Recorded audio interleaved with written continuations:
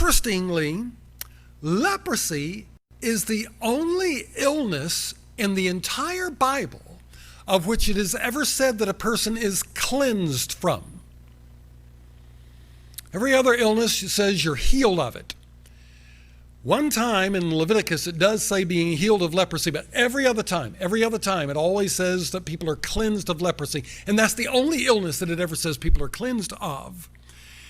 Because, again, it's a parallel. It's a parallel of sin. People saw it as the finger of God, a judgment for sin. And in many ways, leprosy does parallel a life of sin. And one of those is that it's said that you're said to be cleansed of leprosy in the same way that people are said to be cleansed of their sins.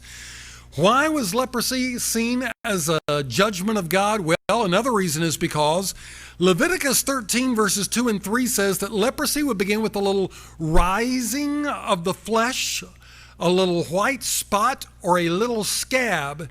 In other words, it may have seemed to start off very small, but if left unchecked, that leprosy would eventually grow to consume the entire body.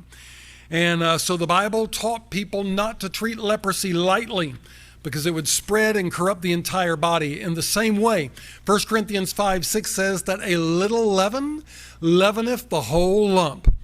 The smallest sin left unchecked will eventually corrupt an entire life. It'll corrupt an entire church, an entire community, an entire country, an entire generation. Leviticus 13:3 also tells us that leprosy was a problem that went deeper than the skin. Now, if this was a blemish that was on the top of the skin, it was probably a pimple or something. But if it was deep, if it was underneath the surface of the skin, that was a bad sign. That meant that it was deeper than the surface. And like sin, it runs below the surface. Every act of sin on the outside arises because of something that you don't see underneath the surface on the inside that's causing it. And a person can only hide his sin beneath the surface for so long. Sooner or later, its true colors are going to show. And in the case of the leper, those true colors would be a bright red spot, or a white spot, or a dark scab. And eventually they would show themselves. Also, Leviticus 13 verses 14 and 15 tells us one more thing about leprosy. It manifested itself in raw flesh. Now, if the flesh was whole, the man was pronounced clean. But if the flesh was raw, if it was oozing, if it was running, then the leprosy was still active. And Romans 7:5 says that when we were in the flesh, the motions of sin which are by the flesh did work in our members to bring forth fruit unto death. When a man is governed by his flesh, it's clear that he has not yet been cleansed of his sin. But Romans 8:9 says that ye are not in the flesh, but in the Spirit, if so that the Spirit of God dwell in you.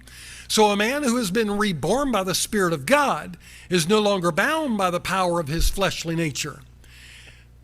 The verse says that this leper came to Jesus and kneeled down and besought him.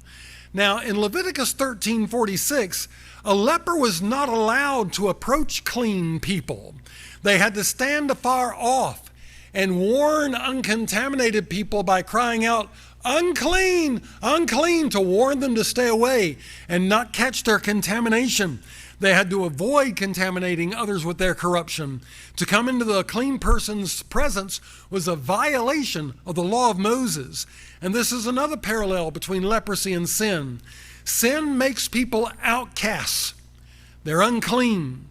Jesus calls his followers to reach out to the outcasts, but those who follow his example do that. They reach out to outcasts. But many people who are lost will try to maintain a veneer of morality, and they'll generally avoid associating with people who will not enhance their own status or their own reputation.